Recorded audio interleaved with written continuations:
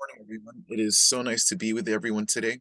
Now, this is going to be the second lesson in our parable series. So, this will be in the Gospel of Matthew, chapter 7, starting in verse 1, all the way to verse 6. Now, it is not a long passage, but I've noticed that there are actually a number of these parables in the Sermon on the Mount that we are in. That's the greater section that we're going to be in. Now, we are going to be going through, again, the Gospel of Matthew, doing all the parables, and we'll be learning all about how Jesus teaches and learning a little bit about how Jesus thinks and how he interprets the Old Testament. And we are going to be learning so much about him, not just in this particular sermon, but in all the other lessons in the sermon series. So, this again is going to be in Matthew chapter 7, starting in verse 1. So, Uh, who's ever heard people say something like this? You can't judge me, only God can judge me. Or, do as I say, not as I do. These are all things that we see just, or hear maybe other Christians say, or maybe just people who may not be Christians say, usually as a way to sort of deflect criticism or deflect maybe rebuke of some kind. Especially parents for the second phrase, do as I say, not as I do. Sometimes you hear parents say that to their kids who, that parent might do something like yell at the TV every once in a while, but they might tell their children not to yell in the house, for instance, or to yell while they're alone in their room. Now, this can be seen as a particularly hypocritical thing, but, us being human beings, are definitely susceptible to being hypocrites from time to time. But in Matthew, I believe it's in Matthew 6, verse 5, Jesus calls a specific type of people hypocrites. We're going to turn there before turning to chapter 7. So, Matthew chapter 6, verse 5, he says, And when you pray, you are not to be as the hypocrites, for they love to stand and pray in the synagogues and on the street corners in order to be seen by men. Truly I say to you, they have their reward in full. So here we see just an example of Jesus calling a particular group of people hypocrites, saying that they love flaunting themselves, they love elevating themselves. Who are these particular group of hypocrites? Well, I believe the context shows that this is, in fact, the religious Jewish leaders in Israel during Jesus' time. When Jesus called the crowds to come up to the mountain for him to teach the lessons, I believe he's speaking to people who want to be disciples. At the very least, the lessons, even though there are people surrounding them, the lessons are directed mainly to the 12. And we don't necessarily see that, I guess, in Matthew as much as in Luke. We see in Luke 6 where where Jesus brings the disciples up to a higher plane, and we see him repeating some of the same lessons that he did in the Sermon on the Mount in Matthew. So he's speaking to the disciples and he's tasking them not to be like the Pharisees and the scribes. And we see this theme appearing again and again in the Sermon on the Mount, where he talks about, or at least in part, hypocrites. He talks about people who may do one thing, but whenever they're in public, they tell others to do another. So it's interesting what this word means, because this is a Greek word. And I guess one of the earliest, or one of the more, I guess, popular ways to take a look at the origin of the word is when in maybe Greek theater, or at the very least Greco-Roman theater, we see people who wear different masks. They're playing different parts, so they would put on one mask, and if they were to do another line from someone else, then they'd put on the mask of someone else. So these people would wear different masks, these actors. Jesus is calling these people actors who switch, roles. And this is something Jesus would know about because as a carpenter working in and around Galilee, he'd be he'd pretty much see them as he's going to places like uh Tiberias. There'd be this Roman Colosseum, or maybe there'd be this place where a stage would be, and he'd see actors putting on and off masks. So Jesus is pretty much talking about the specific group of actors who, you know, they're very double-minded, and he's comparing that to the Pharisees, and he's tasking the disciples not to be these type of people, and he's giving little snippets like this all throughout the Sermon on the Mount. So that leads us to Matthew chapter 7, starting verse 1. Do not judge so that you will not be judged. For in the way you judge, you will be judged, and by your standard of measure, it will be measured to you.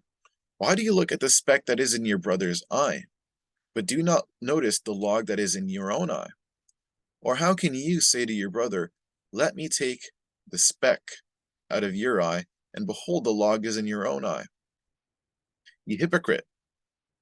First take the log out of your own eye, and then you will see clearly to take the speck out of your brother's eye.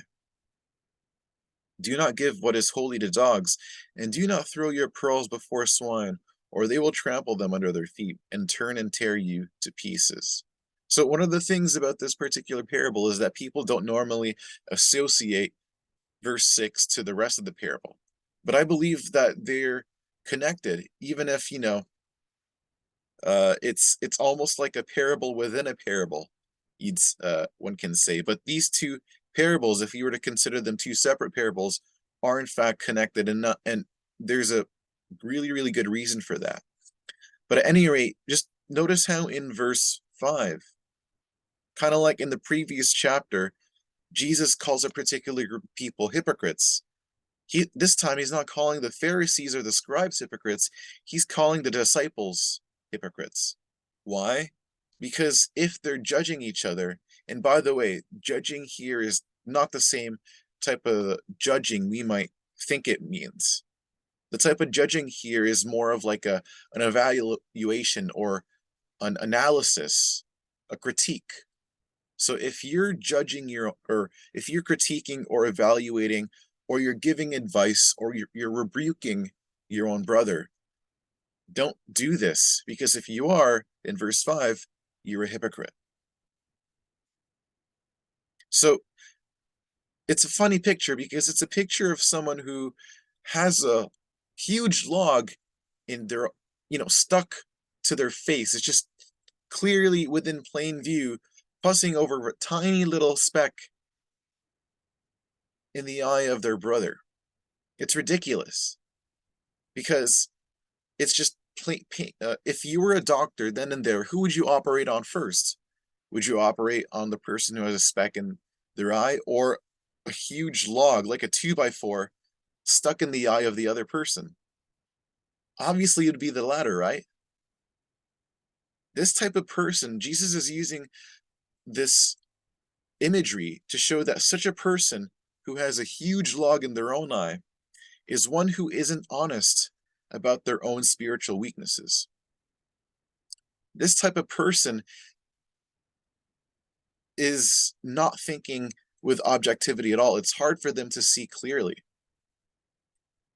As a disciple, you can't serve or do ministry without first being aware of your own spiritual weakness. You don't have to necessarily fix these weaknesses. It's enough to be open and honest about them while trying to work around them. An example would probably be maybe a parent trying to teach their kids a lesson. And I don't know what type of it could be something like maybe not staying out too late. Maybe that parent might be going out very late as well, even though they're telling their own kids not to. So their own kids might see that particular parent as a hypocrite.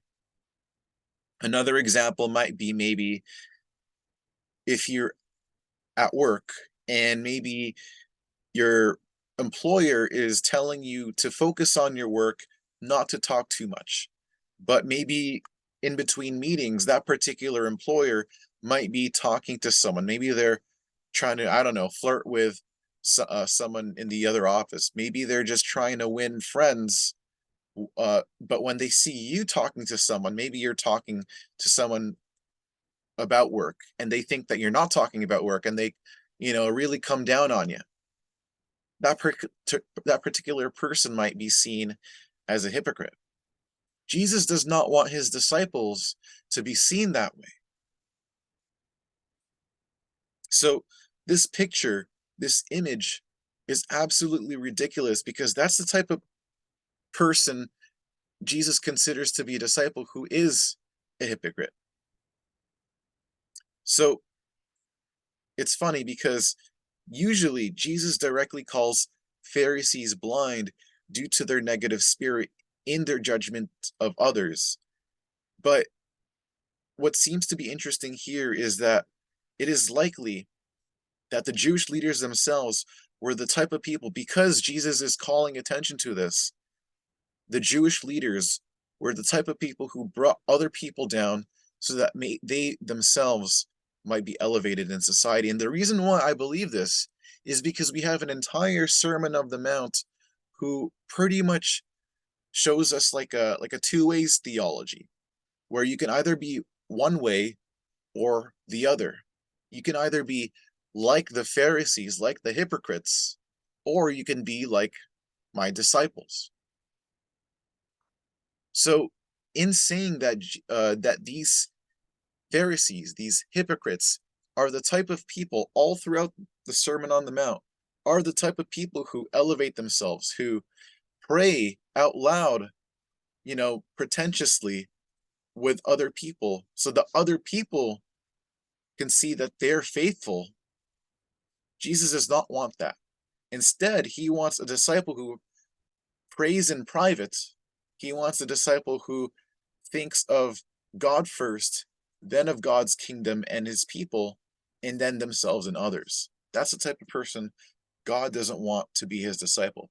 God does not want someone who is materialistic, who thinks about what they're going to be eating that particular day. He wants a person who trusts in the Father. He wants a person who believes that faith will bring them food and water and a roof above their heads. That's the type of person that Jesus wants to be his disciple.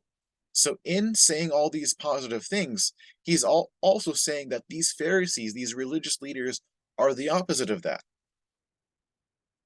So the important takeaway here is that he does not want the disciples to be like the religious leaders around them. And this is important because Jesus himself, throughout the entire Gospel of Matthew, is setting himself up to be the Son of God, the Messiah, the person who is talked about by Scripture, and he is fulfilling them. That's why I believe it's in Matthew chapter 5, right after the first parable, he says that he came to not to abolish the law, but to fulfill the law. Now, that is a very, very interesting thing because normal people can't fulfill the law, but Jesus is saying that he can, implying that he is the Messiah, that he's God. But what these religious leaders are doing is that they're playing God by pronouncing these heavy, heavy, onerous critiques on other people without objective eyes. And it's possible that a lot of these Pharisees, these scribes, made these judgment calls without ever considering that one day they'd be critiqued or analyzed or evaluated by God the Father himself. We have to realize and understand that not only can God judge us, but other people judge us. And the way people judge us is based on how we treat them.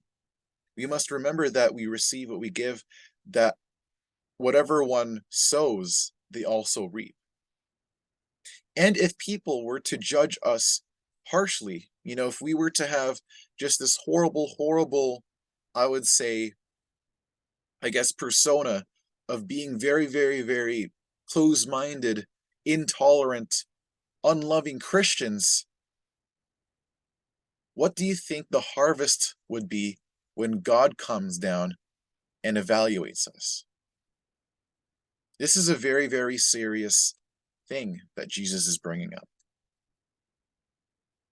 So, this can apply to us because sometimes when we make judgments based on poor information, that is, by through having a bias, through being, I would say, emotional, or maybe even just not thinking clearly or ignoring our own personal weaknesses. Whenever we have poor information, we can be certain. It's sometimes easy for us to believe that we are, right in our judgment calls. That is to say that whenever we're wrong for whatever reason, it's easy for us to believe that we're right. It's easy to be tempted into thinking that. It's also just as easy to believe that our concern for others is good enough reason to maybe exasperate them. Because in our minds, the end justifies the means. So I believe that condemnation does have a place. And we see that in James chapter 2. If, however, you are fulfilling the royal law according to the scripture, you shall love your neighbor as yourself, you are doing well. Excuse me. But if you show partiality, you are committing sin and are convicted by the law as transgressors. For whoever keeps the whole law and yet stumbles in one point, he has become guilty of all. For he who said, do not commit adultery, also said, do not commit murder. Now, if you do not commit adultery, but do commit murder, you have become a transgressor of the law. So speak and so act as those who are judged by the law of liberty. For judgment will be merciless to one who has shown no mercy. Mercy triumphs over judgment. So it's very, very similar to what Jesus is saying early on in the parable when he says that, for in the way you judge, you will be judged, and by your standard of measure, it will be measured to you. Because what James here is talking about is sort of like an infighting, or just like maybe two or more groups within a church are just talking down about and towards each other.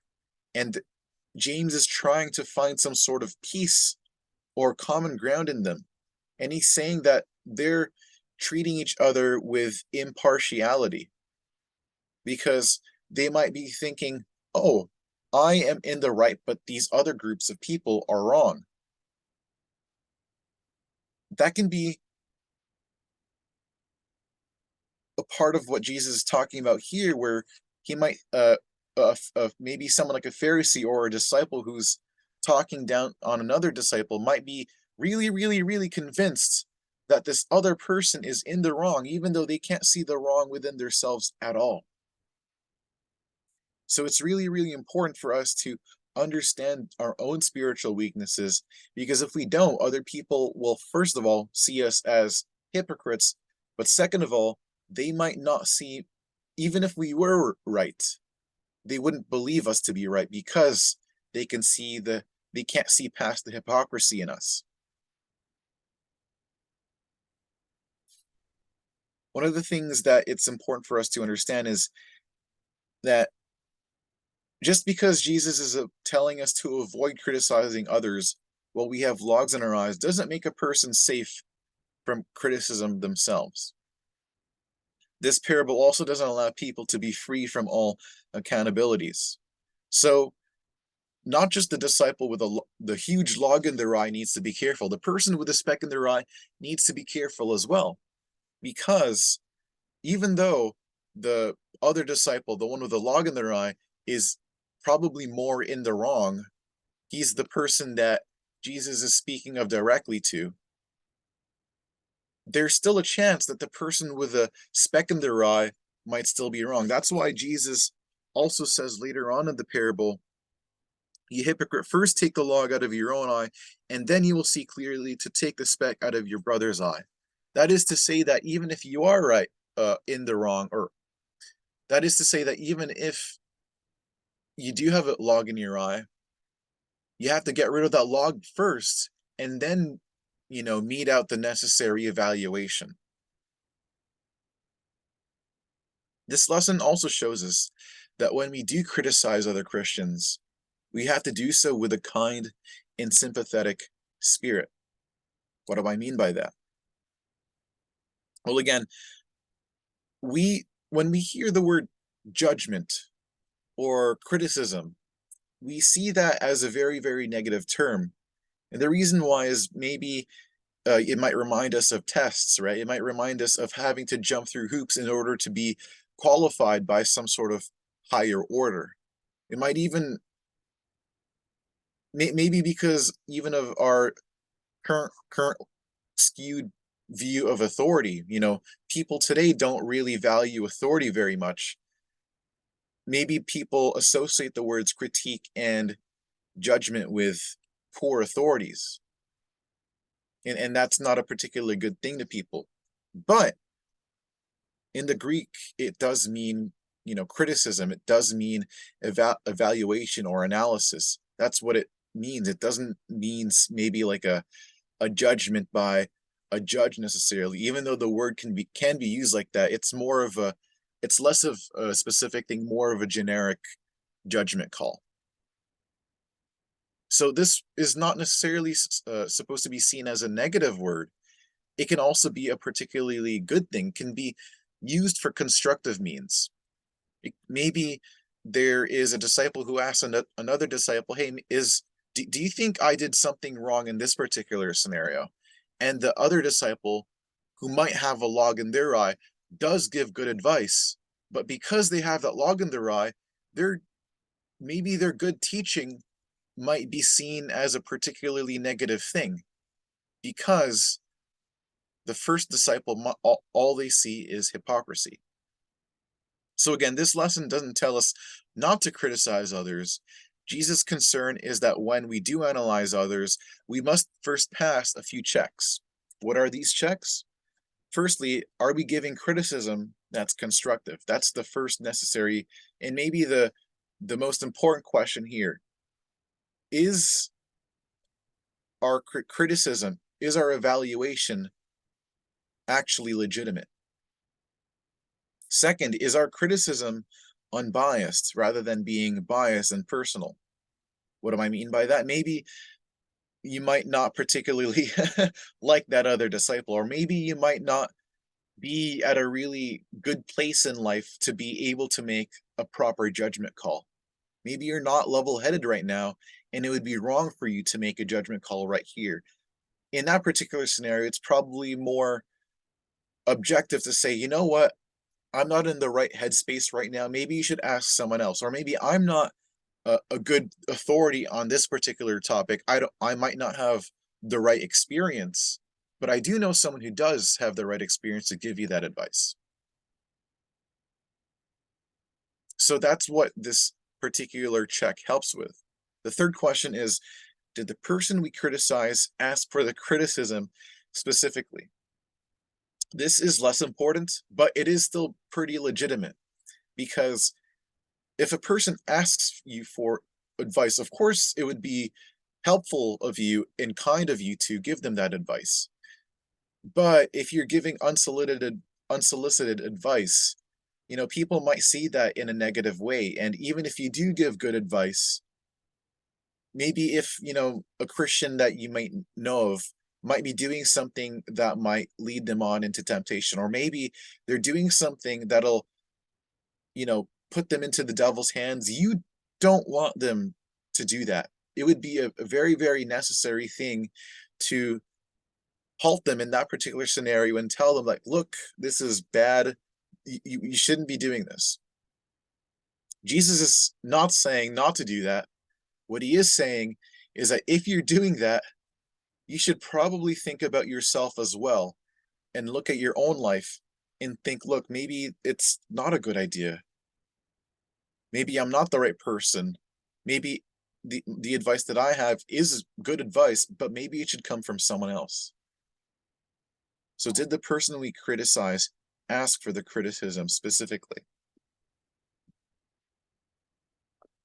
This reminds me a lot of Ephesians 6:1, because apart from the children obey your parents in the Lord, for this is right, it also says, honor your father and mother, which is the first commandment with a promise that it may be well with you and that you may live long on earth. And fathers, do not provoke your children to anger, but bring them up in discipline and instruction of the Lord. So this particular passage in Ephesians is concerning not just fathers and sons, mothers and daughters, but it also involves masters and slaves, personal relationships where one person has authority over the other. We all have authority or influence over someone. So we ought to take care of how we use that influence. Because if we use that influence in a negative fashion, then we're abusing that relationship we have with people. So it may be true that maybe you do have a relationship with someone that where it is appropriate for you to give people advice as a Christian, as a brother or sister, or maybe even as a spouse or as a parent. But maybe that advice might destroy them.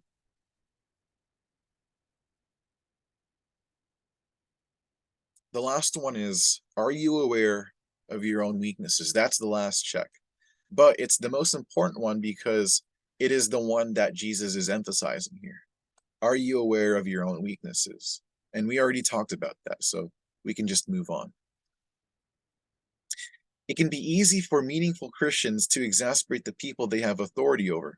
So again, this includes parents and their children, spouses, friends, peers, employers, and employees. And some of the people who do the most damage to Christians are other Christians. There are so many stories we hear of people who might fall away, or maybe people that move from one congregation in the Church of Christ to another, because, we all know how other people in the churches of Christ tend to be. Because you might be one of these people where I certainly know that I tend to be one of these people as well, where sometimes it's easier for us to believe that the knowledge that we know, and we're really good at the Bible, we're really good at this, but sometimes it's hard for us to, think with our hearts or even our spirits, because we have this history of just maybe if you don't know about it, it's a conversation to talk about later on, but we have a history of a lot of disagreements. We have a history of church splits. We have a history of, I would say, just debate. And it's easy to think that because I can win an argument with the Bible, I've won. And because I've won here, maybe that means I'm a more spiritual person. But what does that type of person sound like to Jesus? Like a hypocrite. Sounds like a Pharisee. So some of the people who do the most damage to Christians are other Christians.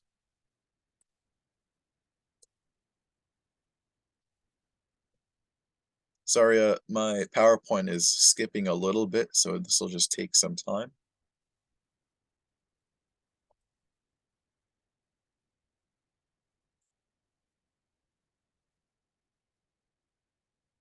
All right, so one of the things I tend to observe is that as we grow older, we may begin to lose the same opportunities we have for ministry than when we're younger. That's a little bit obvious.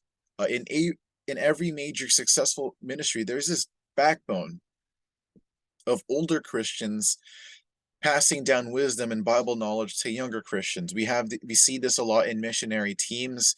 I've seen various mission essays or even theses on missionary work, where some of the most successful ones are when you send out a missionary team that's full of young people, and they do a lot of work, but those young people tend to make a lot of mistakes. And one of the ways to combat that is to send a more experienced Christian with them to help them avoid those mistakes when they're out, doing ministry. But there also tends to be this pressure that an older Christian might have to want to pass down this knowledge. Maybe it would cause them to rebuke someone more, causing a disciple to be more exasperated, or it may cause them to criticize someone, you know, unsolicitedly. Is that a word? It may cause them to give unsolicited advice, and that might exasperate that particular disciple. But it can be equally true that when you're a young Christian and you're on fire for God, you tend to see things as black and white, and you tend to be just, very, very gung ho, and you just want to get this done. And when you get this done, you want to hammer it down on other people, and you don't have the experience, I would say, the emotional intelligence to teach the word in a very palatable manner, the way that maybe a more experienced person can do. So it's not just an older Christian, but both older and younger Christian alike can unfortunately fall under the temptation that Jesus is trying to get them from committing. So it's important for us to practice self-assessment. It helps with serving people, and it helps people grow with grace. Because otherwise, if we don't practice this, we end up not being able to serve correctly, but we also might be tempted into giving into our own egos. One of the things that I notice here is that there can be two problems when we're, practicing self-analysis. The first one is sometimes we do analyze ourselves, but we may not be doing it enough, or we might not be taking it seriously. Maybe in your prayer, you might acknowledge that maybe I yell at people a little too much, or maybe I am a little severe when I'm talking to people. Maybe I, I I'm too direct, and that might offend some people. But that's not such a big deal because, I'm still telling the truth, and in the end justifies the means. So that might be an example of someone who might be doing some analysis, but not enough analysis, or not taking it seriously. Here's another problem that might occur is when we may be analyzing ourselves a bit too much, and that causes ourselves to be discouraged. Whenever we do this, this saps us of our energy, and it saps us of, the motivation to want to do ministry. It robs us the opportunity of meeting these challenges that we do need to meet, uh, whether or not we have these weaknesses or not. So we have to remember in this particular instance that Satan is the accuser. He's also, so I mean, that is to say, Satan is the accuser. And we're helping him accuse ourselves, making his job easier whenever we forget that God has said that our sins are forgiven. So remember, Jesus is talking to disciples. He's not talking to people who are not followers. He's talking to his followers. These people are the people who are going to be saved.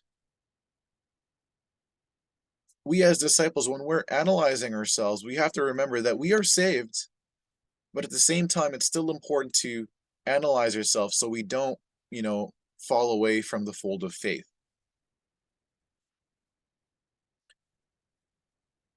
It's important that if there's a problem in our lives that other people can clearly see, and yet we still try to teach them, will be seen as hypocrites.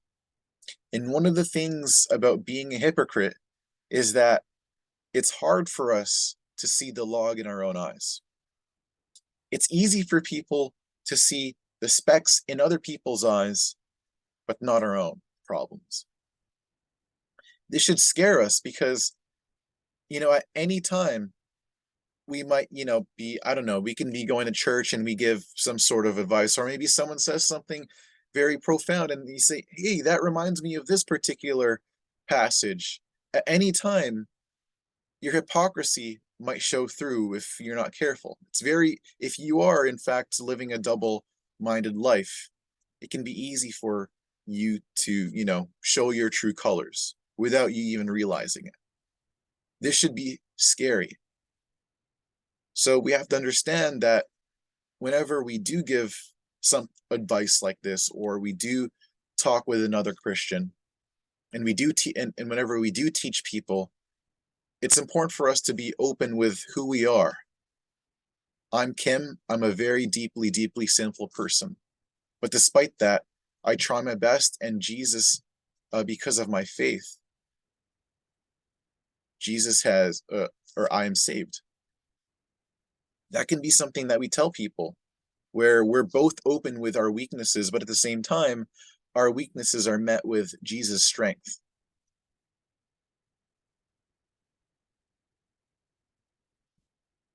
And about verse 6, it's really hard to believe that it's a part of the passage in general. I'm just going to reread that. Do not give what is holy to dogs, and do not throw your pearls before swine, lest they trample them under their feet and turn and tear you to pieces. The reason why I believe it's important for us to include that particular parable here is because it shows that it's important to have discernment.